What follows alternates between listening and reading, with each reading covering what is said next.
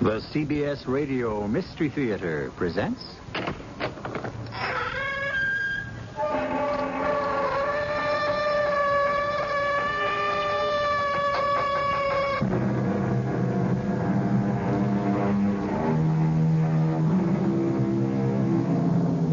Come in. Welcome. I'm E.G. Marshall, and this is the doorway to a world of mysterious entertainment. Actually, of course, your ear is the doorway, that marvelous sensitive organ that turns sound into pictures inside your head. But for some, the sightless people of this world, the ear is even more important and more sensitive. The blind can learn to do astonishing things and to cope with many situations. But can a sightless man stand up against someone who has not only eyes and ears, but a gun? That's the challenge facing Joe Traeger, ex-cop, whose desire for revenge may be stronger than his common sense. Joe, you can't go through with this. I don't care how many parlor tricks you've learned. Oh, parlor tricks. Rick, hey, hand me those darts over there. I feel like throwing a few. Joe, I don't care if you throw 6 bullseyes, you're still blind. And you can't stop a killer without your eyes.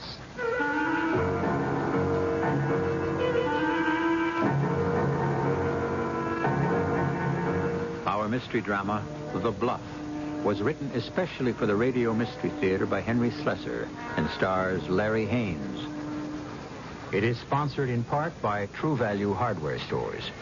I'll be back shortly with Act One. An occasional divorce action thrown in for spice. There are days when Rick Pearson regrets ever leaving the police force for private work. And perhaps it was pure nostalgia that led him to the front door of a small white house in Sausalito. Yes? Hello, I'm looking for Joe Traeger. He lives here, doesn't he? Yes, he lives here. He's my father. Oh, no kidding. And you live here, too? Yes, I'm his daughter. It's a nice arrangement. Yeah, very nice. I always knew Joe had a daughter, but I guess I visualized something in pigtails and braces, about 10, 11 years old. Sorry. I was 10 years old once, but I never had pigtails. Or braces, for that matter. Now, why don't you tell me who you are? Well, I'm an old friend of your father's. My name is Rick Pearson. I did call. Oh, yes. He said something about an old friend coming over, only I thought it would be somebody, well, older. Is it all right to come inside now? Of course. Were you one of his officers? Yes, 5 years ago, San Francisco PD. And how long has it been since you've seen him? Oh, must be 5 years. I was here on business, so I thought I'd get in touch with him. Well, maybe there's something you don't know about my father. Yes, I'm blind, Rick. That's what she's going to tell you. Joe. Yeah. Well, don't look so surprised. I've been blind for 2 years. I'm used to it by now. Yeah, you'll get used to it, too. Joe, you didn't say anything when I called. When I said I'd be glad to see you, that was only a figure of speech. If you'll excuse me. Well, what do you think of my little girl, Rick? She is a beauty, isn't she? Yeah. Yeah, that was an even bigger surprise. Oh, you married, Rick? Some gal got you yet? Oh, one of them caught me, but she threw me back. I'm divorced. Hey, that's great. I'm glad to hear it. You know, I've been looking for some smart single guy to come along and take this woman off my hands. Hey, Evie, did you hear that? Joe, she left. Your daughter just left. Huh? That's funny. I didn't hear her go. I can usually tell. Yeah, well, she's gone, Joe. Yeah. Well, never mind. Come on, let's go in the study and have a drink. I want to hear all about the last 5 years. Yeah, sure. And I'd like to hear about last year. Well, come on, tell me about it, Rick. How do you like the private detective racket? Oh, I'm doing okay, Joe. I work for some corporations, industrial spies, stuff like that. That's why I'm here in California tracking down an embezzler. But I just heard this morning they arrested him in Albany. Well, I'm glad you decided to drop by. I don't get to see the old gang much anymore. I don't get to see anybody. Joe, what happened? I meant what I said about Evie. propose to her, Rick.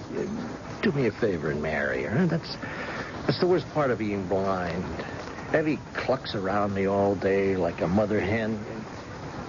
You know, they don't come any more beautiful than Evie. Now, you saw that, didn't you? Oh, yeah, she's a dish, all right. Just like her mother. The image of her mother. Here, look at this. It's my wife, Rick. You never met Sylvia.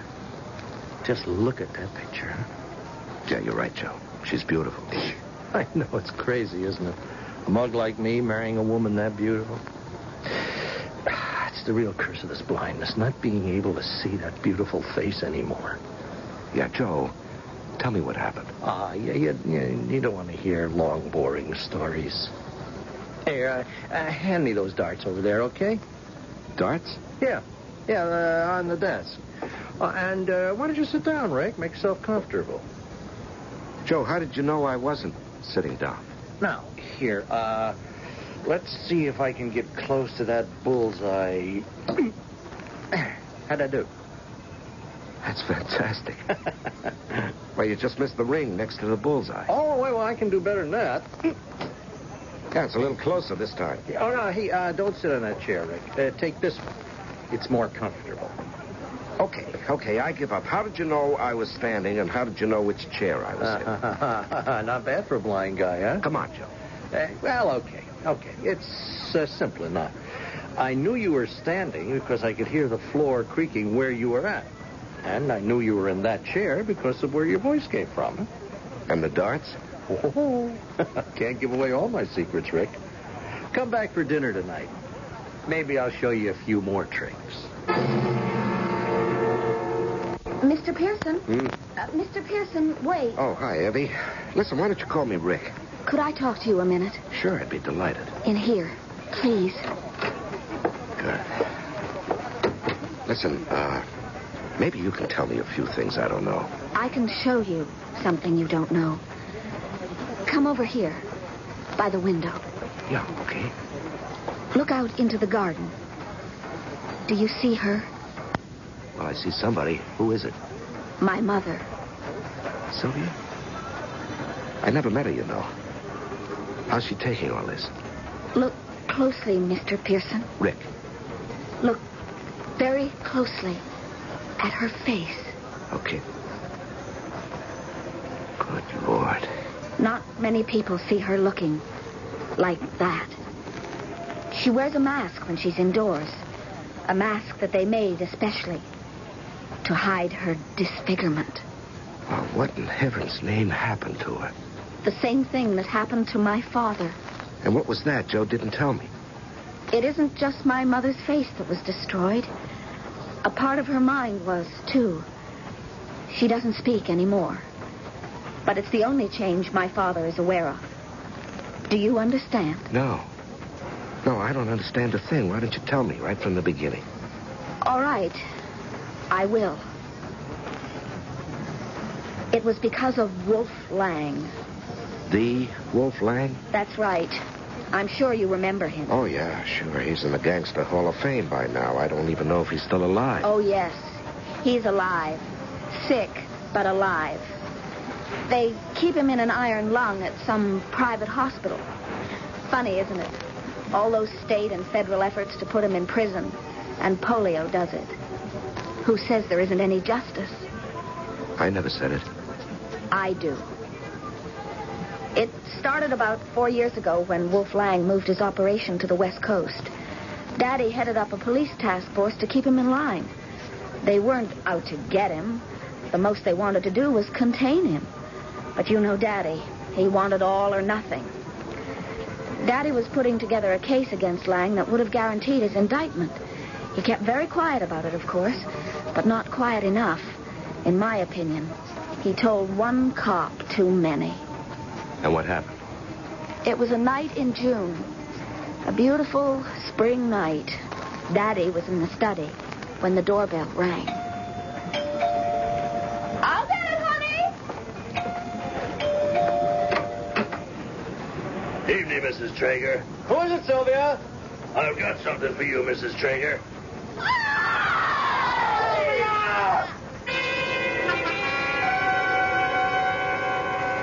rushed out into the hallway when he heard Mother scream. She was holding her face in both hands. The body was twisted with pain, and the man who threw the acid was still in the doorway, almost as if he was enjoying watching her. He had a glass in his hand. Daddy went for him, of course, and that's what he wanted, because he threw what was left of the acid straight into Daddy's eyes. Good Lord. He was blinded, Rick. Mother's sight was spared because he only splashed the lower part of her face. But so heavily that she was burned terribly. Even the bone was eaten by the corrosive. Were they alone? Yes. I was out. You can imagine what it was like to come home and find them both. My father blinded and helpless, and my mother unconscious from the pain, disfigured. I never heard about this, Evie. Why didn't it hit the papers big? They didn't let it. They were hoping to make the assailant careless. It didn't work. But you said that Wolf Lang was the guy. There wasn't any proof, Rick. Daddy's case was only half completed. And he couldn't identify the acid thrower, could he? He was blind. Yeah. And your mother? She might have seen his face. We don't know. But she never spoke again, Rick. She still hasn't. They say she may never speak. She was a beautiful woman, Evie. Yes, and vain, too. At the beginning, they tried plastic surgery, but there was something about her skin. It wouldn't heal. If anything, it made things worse. Can I say something stupid? I'm sorry, Evie, for all of you. But just tell me if there's anything I can do. Yes. You can come to dinner tomorrow.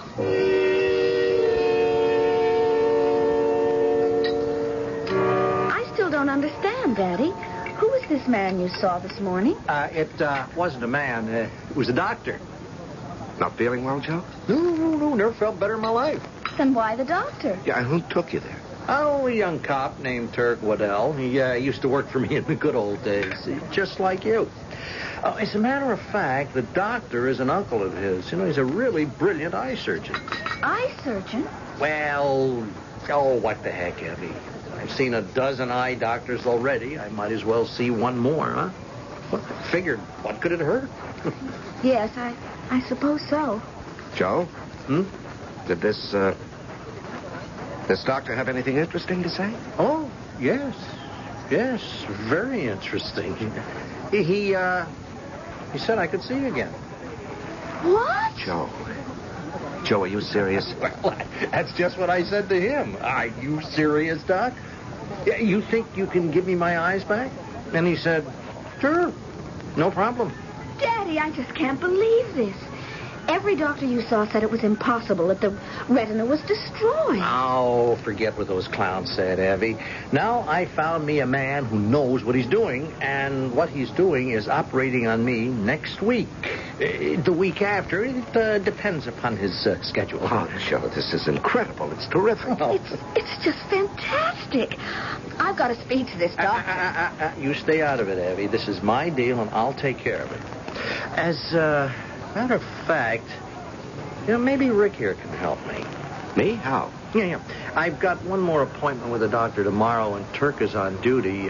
Hey, how about picking me up and delivering me there? Sure, Joe. That's a date.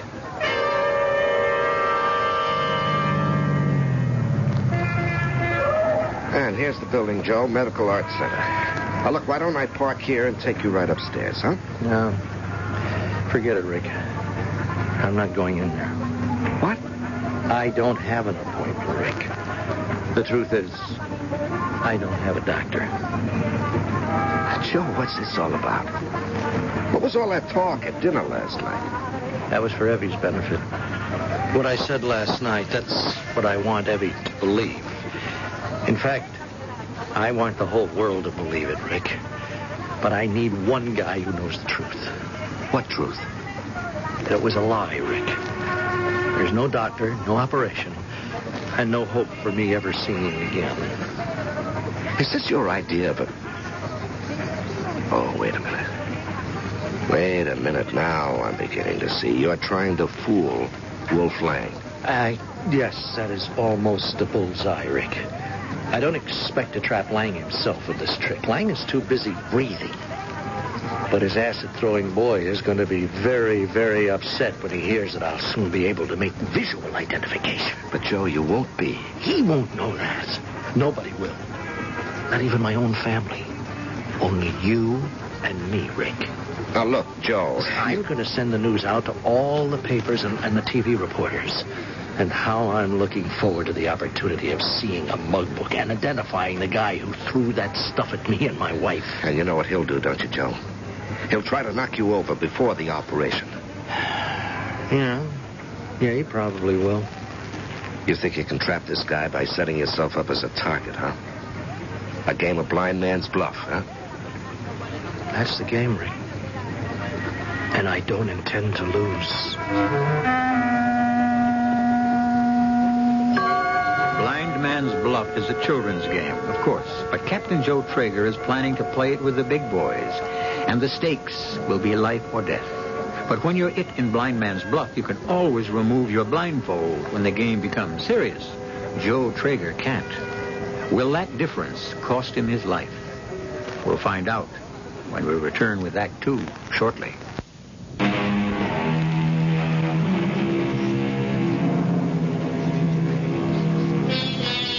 Now Private Detective Rick Pearson knows why the carpets were removed from all the floors in the little White House in Sausalito. He realizes why Captain Joe Traeger cherishes every squeaking floorboard, every noise-producing element in his home that might give him warning of approaching danger. He knows that Joe Traeger is relying solely on his ears and his instincts to protect himself from the threat that is almost certain to come. But Rick Pearson doesn't have Joe Traeger's faith. Joe, you can't go through with this. You're still blind, and you can't stop a killer without your eyes. It's too late to back down now, Rick. I've already sent out the word. It's in all the papers. It'll be on the 6 o'clock TV news tonight and all the radio stations in this town. Well, you can always retract it. Never. And you better not get any ideas about doing it for me. All right. All right, Joe. But just make sure you're protected. Leave town. Go someplace where Wolf Lang and his boys can't get to you. Until when, Rick? Until the operation, huh? You really want to be a decoy, Joe. That's all there is to it, a sitting duck. It is the only thing that is going to work. I can't make it too tough for this guy to get at me, or he'll never make his play. But I have got to handle this my way, Rick. Joe, you won't have a chance. He'll get to you one way or another, a long-distance rifle. I'll stick to the house. He'll have to come in after me, and he will. Maybe in disguise, a messenger or a repairman, something like that. Now, he's going to try, Rick. Don't worry. And when he does, I will nail him. We'll nail him. We?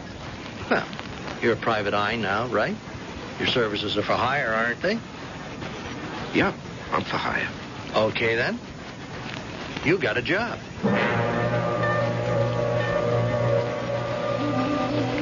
But I am worried, Daddy. Didn't you hear that man on the news program? He said that the local police were concerned about possible danger to you. Oh, no, relax, Evie. They're, just trying to sell newspapers. It was television, Joe. Okay, they were trying to sell soap or used cars or something.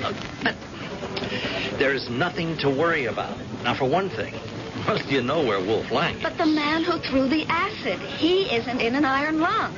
He's out there walking the streets. Oh, and you think I should get protection, huh? Do you? Well, okay. I got it. That's why Rick is here. What? I've hired him. He is going to stay with us, Evie. So, fix up the guest room and find out what he likes for breakfast.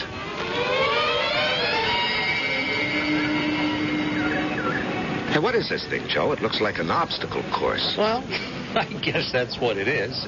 My backyard obstacle course. The boys down the station house built it for me. Well, what's it for? I told you that I went to school for the blind. Well, this is my postgraduate course now. Okay, watch. Oh, be careful, Joe. Don't worry. Now, you're going to walk right into that wall. I said don't worry. Because I'm going to stop right here. Okay, where am I, Rick?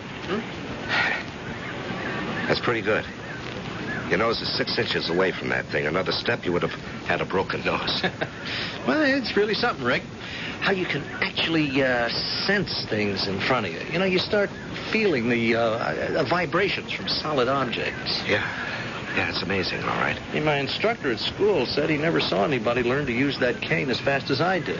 See, I can stop right at any curb. I can tell you which way the traffic is going and when the light changes. Yeah, good for you. You know, see, you learn to hear things differently. Now, most people can't tell, where sound is coming from. A bell rings to the left, so they turn to the right. But not me. A bell or a floorboard, right? That's it, Rick. Or a floorboard. Anybody gets into a room with me, I will know it. And I'll know exactly where he is. And whether or not he's got a gun? No, that won't matter. I've got a gun, too, Rick. Joe, you're crazy, you know that? And I'm crazy to let you go ahead with this. This is important to me. Not because of my eyes. That's bad enough. But because of Sylvia. Because of what he did to my wife.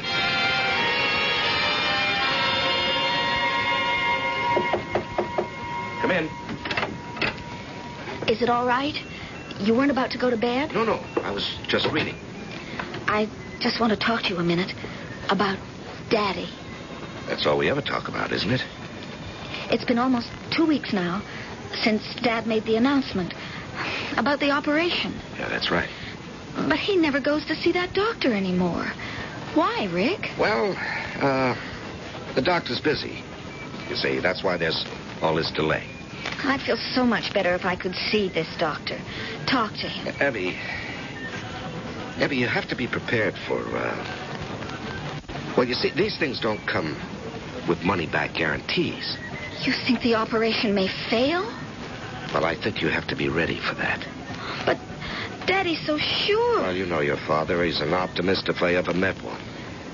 The only thing that ever depressed him was what happened to my mother. Yeah, and how about you, Abby? How are your spirits? I do my best. You're kind of buried in this house, though, aren't you? You don't have any life of your own. Now you sound like Daddy. Well, maybe Daddy's right. I mean, you're one heck of a beautiful girl, Abby. I'll bet there are 40 dozen guys out there who'd like to do something about that. No, there aren't. Well, there's one in here who does. Good Lord. Oh, Rick, what was that? Sounded like a gun to me. Joe, where are you? Daddy! All right, Abby, in here. Oh, no. No, Rick, he's being shot. Joe. I'm okay, Rick. I'm all right. It came through the window. Abby, I'm all right. Abby, get on the phone. Call for an ambulance. Yes. Take it easy. Oh, Take boy. it easy. It's not serious, Rick. It isn't. They just got me in the arm. It bounced right off me. Yeah, sure, I know. You're Superman. Yeah, that is only a flesh wound, Rick. Now, look, you can even see where the bullet ricocheted off the wall. It was one lousy shot. Oh. They said they'd be here in 10 minutes. Daddy, you're in pain. Yeah, I made a tourniquet for him. You know, he's right about the wound. The bullet just grazed him. Listen, I am okay, Evie. I swear I am. Now, look, you go look after your mother. Will you stop worrying about me? Then it's really true. Someone is out to kill you, Daddy. Just because you told people about the operation. Nobody is going to kill me, sweetheart. Now, go to your mother, huh?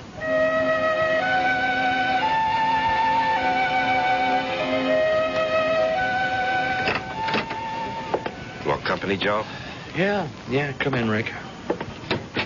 Everybody's left downstairs, but I heard something about the bullet they dug out of the wall. Yeah? What about it? It was a .38 slug, Joe. Oh, not a long-distance rifle, huh? Well, you were wrong about that, Rick. Well, I hope I'm wrong about my next theory. What's that? That bullet could have come from a police special. Oh, now you have got crooked cops on the brain, Rick. Look, Wolf Lang didn't have that many friends. So will you stop guessing? No, I'm only making one guess, Joe, that if you keep up this hoax, you're going to get killed. Rick, please. I don't care what you have to do to get him to listen to reason. Evie, I've tried. He's the stubbornest man in the world. He'll be the deadest man soon. You know that hoodlum is trying to get him. Maybe not. Maybe if he failed the first time, he won't. Do you know what I think? I think Daddy wants him to try again. Now, that is silly. I really believe it. I think that Daddy would like him to come around again and maybe get caught the next time. He wants that man so much, Rick. He hates him for what he did. Well, Libby, we can't blame him for that. But there's nothing he can do about the man. The advantage is all his. Yeah, I know. That's what I've told your father. If only he could be taken into protective custody until the operation. Isn't that only logical? Rick, I asked you a question. I heard you. Then why don't you answer me? Why can't Daddy be protected by the police until the day of the operation? Because that might be a long, long time, Libby. What are you saying? Libby, your father would kill me if he knew I was telling you this, and you mustn't tell anyone else. Do you understand? Not your mother, your father, any of your father's friends, nobody. What is it? There isn't going to be any operation. What? There never was an operation. There is no brilliant eye surgeon who can restore your father's sight. The whole thing is a hoax. It's a phony right from the beginning. But you went with him. Yeah, I went with him, all right. I played along with Joe because he asked me to, because it meant so much to him. What did? Oh, no, Rick. You don't mean the whole thing was just to catch that man? It was a lousy idea, Effie. I didn't like it then, and I'd like it even less now. He was just setting himself up, forcing that man out into the open. The man that Wolf Lang sent. Yeah. That's what he's doing. And there's no way to stop it now. But there has to be a way. We can get a retraction printed. No, Evie. Wolf Lang would never believe it, especially after the shooting. They'll think we're just trying to save his neck. But there must be something we can do. Yeah? I've thought of one thing. I don't know if it'll work or not, but maybe it's the only thing to do. What's that? I'm going to see Mr. Wolf Lang.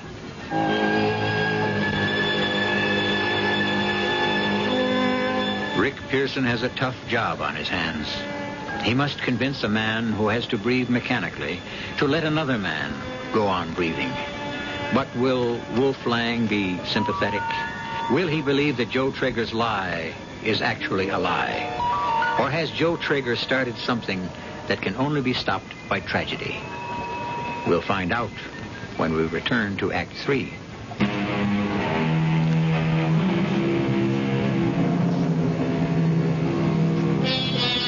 We're in the Tobac Memorial Hospital. Rick Pearson is pulling into its well-paved parking lot and looking admiringly at its white-stoned magnificence. In one of those expensive rooms, Wolf Lang, retired gangster, lives in an iron prison from which he escapes only for a few minutes a day. But there was one thing in Rick Pearson's favor. Mr. Lang had no objection to seeing him. Mr. Lang was very glad of the company. Nobody comes around anymore. Nobody. Not even my so-called loving wife. Sorry to hear that, Mr. Lang. You're a cop, right? No, not a cop. Private investigator. Same thing. I'm also a friend of Joe Traeger's. Traeger. Yeah, I know that name, all right. A lot of cops have come here asking me questions about him. And what were your answers? I gave them all one answer. I'll give it to you if you're interested. I didn't have nothing to do with what happened to the guy. I see. Is that all you wanted to know? Because that's old news, Buster. Very old news. No, it's not all. I'm also interested in what's happening to Traeger right now. Like what? There's been an attempt on his life. I don't think it's the last one either. That's too bad. But like you said, mister, I got my own trouble. Traeger told everybody he was going to have an operation to get his eyesight back again. Now, that means he'd be able to identify the man who threw the acid in his face and his wife's. I wish him luck. Well, that was a foolish thing to do, of course, making a big public announcement about the operation. That was asking for trouble. Cops always ask for trouble. Killing Joe Traeger isn't going to cure you, Wolf. I'm telling you it isn't true. I got no contract on the guy. Now get out of here. I don't want company that bad. I'm not saying you got a contract. What I'm suggesting is maybe your boy is doing this on his own. What boy? Your acid-throwing friend. I told you. Look, I'm not here to get a confession out of you. Enough people tried that and didn't succeed. All I wanted to tell you is this. If Joe Traeger gets killed, a lot of people will be sore at you, Wolf. The whole police department's going to be angry. They might even forget their manners. They might just come around here and kick the plug out of your machine. Who knows? Hey, I don't want that kind of talk. You don't have the kind of protection you used to have, Wolf. Your friends don't think of you anymore. You're an easy mark. This iron lung of yours could make a nice coffin. Get out of here, I said. Yeah, I'll go. I'll go as soon as you tell me about your boy. Okay. His name was Jake, something like that. I didn't send him with that acid. It was his own idea. He thought he'd be doing me a favor, that I'd be grateful. I threw the punk out on his ears. You ask anybody. All right. What happened to him then? Who knows? Last I heard of Jake, he was picked up on a narcotics rap. Go ask the cops. All right. I will. And thanks, Wolf. I'm telling you the truth, Pearson. I never sent that kid to Traeger's store. If I'd wanted to stop Traeger, I'd have done something final. Yeah, sure, Wolf. I hope you find that punk. I really do. Cowardly dog, said Prince John. Cyril Locksley, do thou shoot. But if thou hittest such a mark, I will say thou art the first man ever did so. Hey, that sounds pretty good. Oh, is that you, Rick? Yeah, it's me. What's going on here? I'm reading Ivanhoe to Daddy. Yeah, it's about all those nights, Rick. You know, they weren't that much different from the cops. I don't see the resemblance. Except they were pretty thick in the head, too. Joe, I've got to talk to you. We're almost at the end of the chapter. Yeah, well, I got a story to tell Joe, too. Can't I listen? Please, Eddie.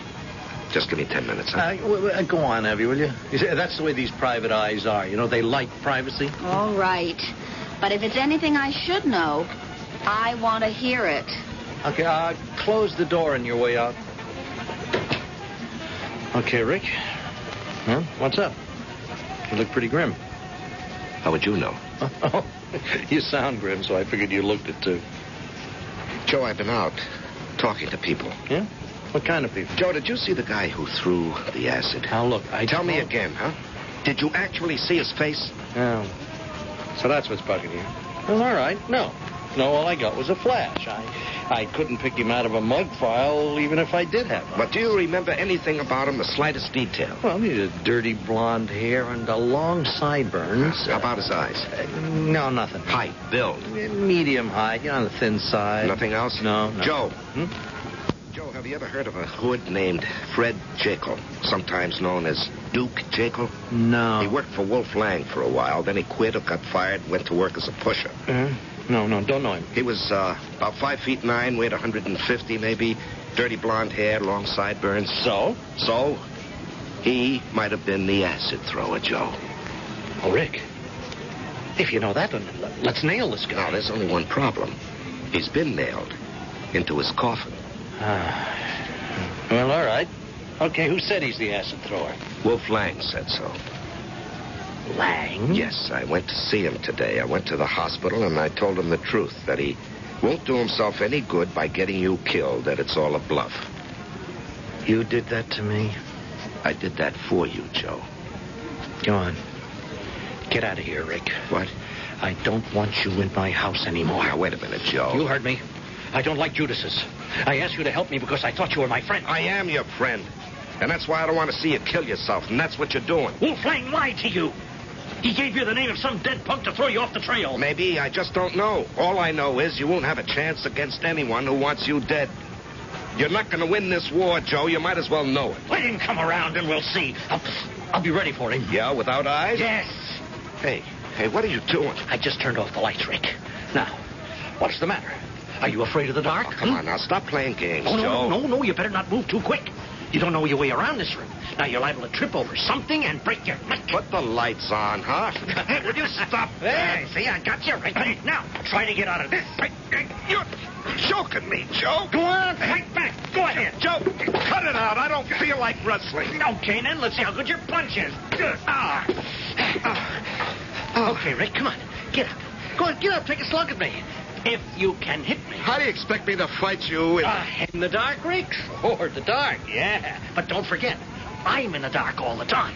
And when that punk comes around here, he'll be in the dark, too. Now, get out of here. You don't mean that, Joe. I mean it. I don't need you anymore. You are fired as of now.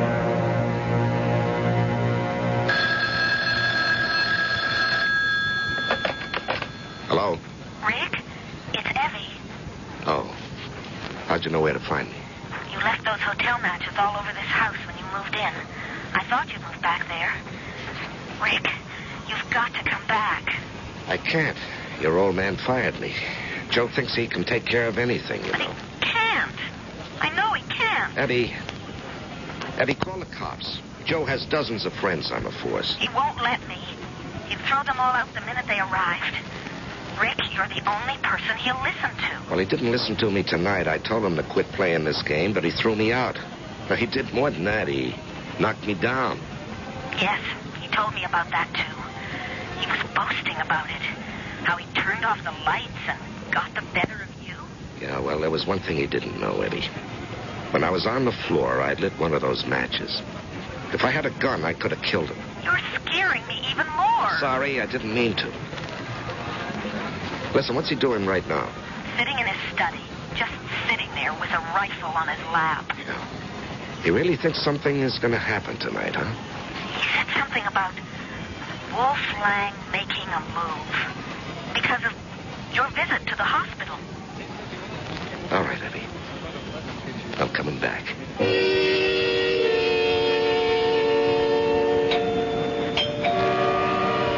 Come on, Evie, answer it. Oh, no. Abby! Abby! Open up! Rick, thank heaven you're here. I heard a shot. It was Dad. He thought he heard someone. All right, let's get in there. Hey, what happened to the lights? He turned them off, all of them, from the main switch. I've got a flashlight. Abby, is that you? Yes, Dad. And me, Joe. What the devil are you doing here? Just a social call, Joe. No charge. He's in the house, Rick. Now, listen, I heard him moving around in the cellar, and I went after him. I took a shot, but I didn't get him. All right, let me go look. I can take care of this myself. Abby, give me the flashlight. What was that? Kitchen door. Every door in this house slams different. Joe, for Pete's sake, will you stay where you are? If he's in here, he is mine. Let me go first, please, huh? Daddy, let him. Let him. Just be careful, Rick. Okay, friend. If you're in there, I just want you to know I've got more than a flashlight. I've got a gun. Hold it. Don't move. Hold it, I said. Mrs. Traeger. Now, will you stop? Now, look, I don't want to hurt you. I thought... Now, wait a minute, Mrs. Traeger, please. Now, Mrs. Traeger, put the gun down. Rick? Stand back, Eddie. Daddy went to turn the lights on. Eddie, it's your mother. Mother? I thought you were in bed asleep. Rick, what's going on? She has a gun, Eddie. That's a 38 police special she's got there. Mother, please, put the gun down. There go the lights. Mother, what's the matter? Will you be careful, Eddie? It's Daddy's gun. He must have taken it from his closet. He must have heard the noise and been frightened. No, Eddie. I'm afraid it's more than that. What's going on here?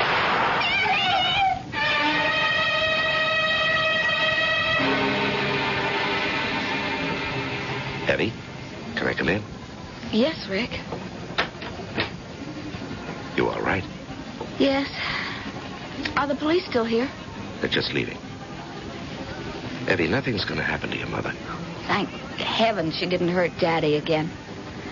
That was because of you, Rick. Because you saved him. No. All I did was push him.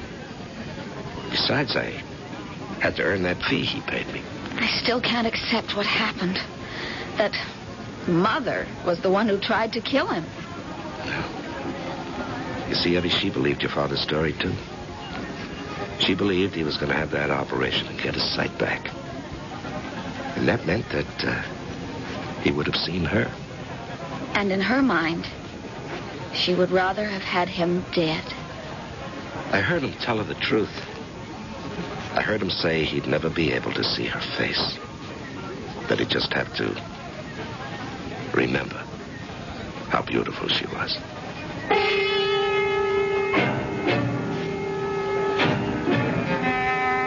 There were no charges brought against Sylvia Traeger for the attempted murder of her husband, nor did Joe Traeger ever feel the need for revenge again. In case you're wondering about Evie Traeger and Rick Pearson, well, this is the Radio Mystery Theater, not the theater of romance. But we'll tell you this much. Rick now calls Joe Traeger Pop. I'll be back with another word shortly.